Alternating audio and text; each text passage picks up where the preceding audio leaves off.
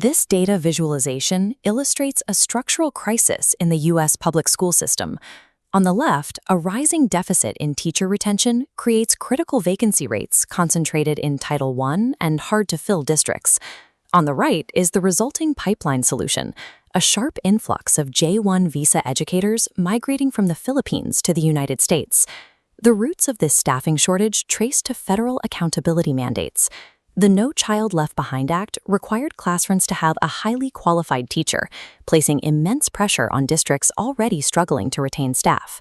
To maintain these staffing levels and keep classrooms open, districts turned to international recruitment, relying on Filipino migrant teachers to fill the widening gaps. These educators possess exceptional credentials, often holding advanced degrees and bringing over a decade of teaching experience. Yet, despite their deep expertise, their first year in the U.S. is marked by systemic isolation, unexpected cultural friction, and immediate classroom management crises. An instrumental case study conducted across Colorado public schools isolates this exact phenomenon, analyzing why these elite educators struggle and how administrators can effectively intervene.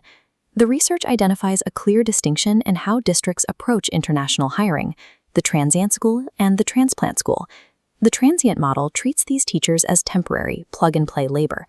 Administrators assume international hires can step into a classroom and function identically to local staff, an assumption that results in rapid burnout and organizational turnover.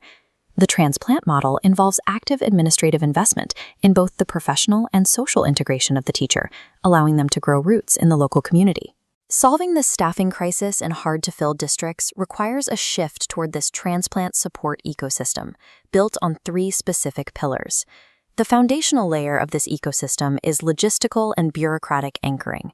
Migrant teachers arrive in the U.S. without the baseline infrastructure required to live. They have zero local credit history, no secured housing, and no transportation. Standard district onboarding procedures assume a local baseline of survival logistics that international hires do not possess. Automated HR systems cannot process an employee who lacks the credit history to sign a lease. Successful administrators bypass these automated systems and personally intervene to resolve these physical barriers. Case studies showed successful principals personally picking up teachers from airports and arranging immediate temporary housing. Once physical logistics are settled, administrators must address bureaucratic instability. The temporary nature of the J-1 exchange visa creates persistent anxiety, capping the teacher's ability to plan long-term. Teachers suggest a direct solution. Districts should allocate budgets to sponsor transitions to permanent visa status. Sponsoring this transition legally anchors the teacher to the district, justifying the mutual investment of time and resources. Pedagogical success is dependent on the administrator first securing the teacher's basic logistical and bureaucratic survival. The second load-bearing component is pedagogical translation. Technical teaching skill is not instantly transferable across distinctly different cultural environments. Philippine pedagogy relies on high-authority, lecture-based instruction and quiet compliance. U.S. schools require trauma-informed, highly interactive environments demanding continuous behavioral negotiation. Standard inductions attempt to bridge this gap with a 2-week summer orientation, which often fails to convey practical classroom management. The case study identifies a successful alternative, demonstrated by teacher Chris Alba, called the gradual release. Instead of brief theoretical onboarding, administrators paired incoming teachers with veteran locals for 2 months of co-teaching. This allowed the new hire to absorb the local instructional rhythm before taking solo control. This translation process also applies to feedback. In the Philippines, evaluations are traditionally deficit-based, focusing on missing elements. U.S. administrators build trust by frequently asking, "What do you need from me?" This positive reinforcement coaching sustains the teacher's professional momentum. Administrators provide the structural translation required for these educators to apply their existing elite expertise in a new setting. The final capstone of the ecosystem is sociocultural integration. Moving from a communal, collectivist culture to an individualistic one induces severe emotional isolation, which accelerates professional burnout. An international teacher's classroom efficacy and retention rate are directly correlated to their social stability outside the school building.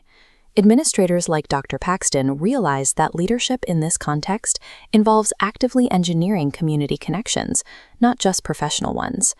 After attending a family baptism, she noted the importance of connecting new arrivals to established diaspora networks, providing them with people who share their lived experience. Administrators must map the local community, directing teachers to cultural anchors like ethnic markets and churches. This integration must account for hidden communication barriers.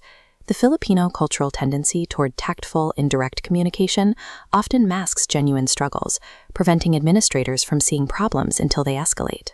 To bypass this barrier, the teachers recommend a structural solution: the creation of a district liaison role. A dedicated, native-speaking cultural broker at the district level can accurately assess and advocate for the teacher's real needs. Leaving social integration to chance creates turnover. Socio-cultural community building is an essential administrative duty. The complete tripartite support ecosystem provides the structural blueprint for retention. Effective leadership involves serving as a logistical anchor, a pedagogical translator, and a cultural bridge. Immense technical qualifications and advanced degrees do not negate the requirement for intense, front-loaded socio-cultural support. This dual timeline maps the outcomes. The top timeline tracks an unsupported educator under the transient model. Ignored friction leads to rapid burnout within 12 months. The bottom timeline illustrates the transplant model. Supported by the 3 pillars, the teacher transitions to permanent retention. International recruitment is only a sustainable cure for the teacher shortage if the internal administrative infrastructure adapts to support it. Educational leaders can address chronic vacancies by intentionally building the permanent supportive infrastructure of transplant schools.